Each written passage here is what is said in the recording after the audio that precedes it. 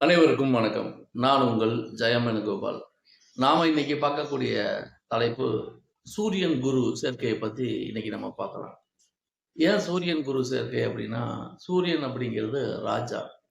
அப்ப குரு அப்படிங்கிறது ஒரு அரசனுக்கு ஆலோசனை தரக்கூடிய அமைப்பு.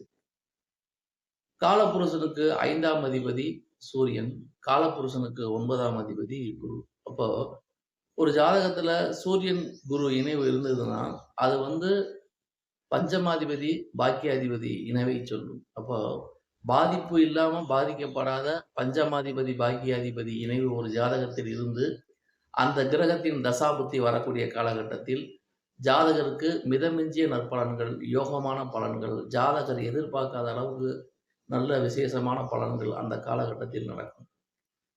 எல்லாருக்கும் இந்த இணைவு இருக்காது. சூரியன், குரு இணைவு இருக்கிறது அப்படிங்கிறது 5ஆம் இடமும் புகழ குறிக்கும், 9ஆம் இடமும் புகழ குறிக்கும். அப்ப புகழை தரக்கூடிய இந்த 2 பாவங்கள், பாவாதிபதிகள் இணைந்திருக்கும் பொழுது, அந்த காலகட்டத்தில் ஜாதகருடைய புகழ் பரவும் அப்படிங்கிறது நம்ம தெரிஞ்சுக்கணும்.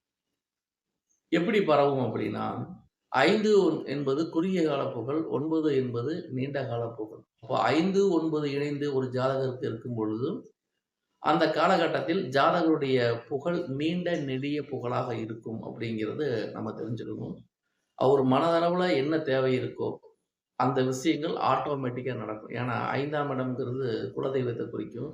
9ஆம் இடம்ங்கிறது இஷ்ட தெய்வத்தை குறிக்கும். இப்ப குருவருளும், திருவருளும் இணைந்து ஜாதகருக்கு சப்போர்ட் பண்ணுவதால, இந்த இணைவு சூரியன், குரு இணைவு யாருக்கெல்லாம் இருக்கிறதோ, அந்த நபர்கள் மிக மிக நன்மையான பலன்களை அந்த காலகட்டத்தில் அனுபவிப்பார்கள்.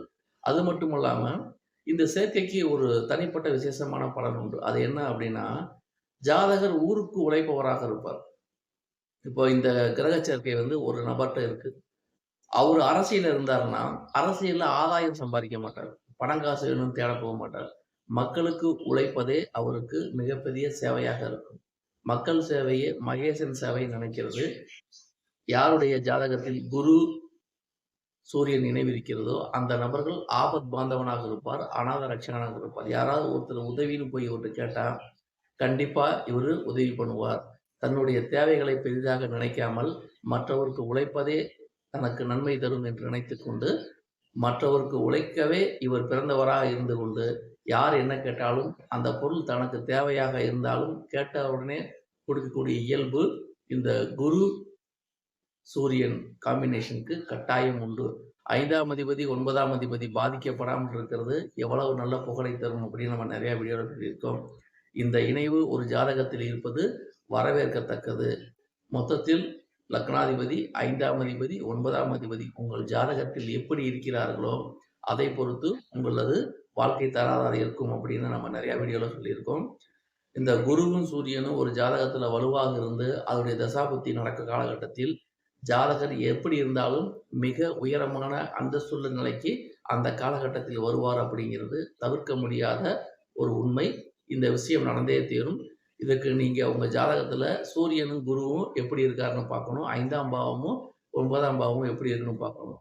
அப்போ இந்த இணைவு எந்த ராசி கட்டத்தில் இருந்தாலும் சரி, பாதிக்கப்படாமல் இருந்தால் மிக மிக நல்ல பலன்கள் அந்த காலகட்டத்தில் நடக்கும் என்பது இந்த பதிவின் மூலம் நாம் தெரிஞ்சு கொள்ளலாம். இவை முழுக்க முழுக்க பொதுவான தகவல் தான். தனிப்பட்ட ஜாதகத்தை பொறுத்து, அதில் உள்ள கிரக அமைவுகளை பொறுத்து பலன்கள் வேறுபடும் அப்படிங்கிற அடிப்படை உண்மைகளை நாம் மறந்துவிடக்கூடாது. பொதுவான தகவல் என்பது வேறு, தனிப்பட்ட ஜாதக பலன் என்பது வேறு. நன்றி நேயர்களே, மீண்டும் அடுத்த பதிவில் வேறொரு தலைப்பில் உங்களை சந்திக்கின்றேன். அதுவரை உங்களிடமிருந்து விடைபெறுவது உங்கள் ஜெயம் வேணுகோபால். நன்றி, வணக்கம்.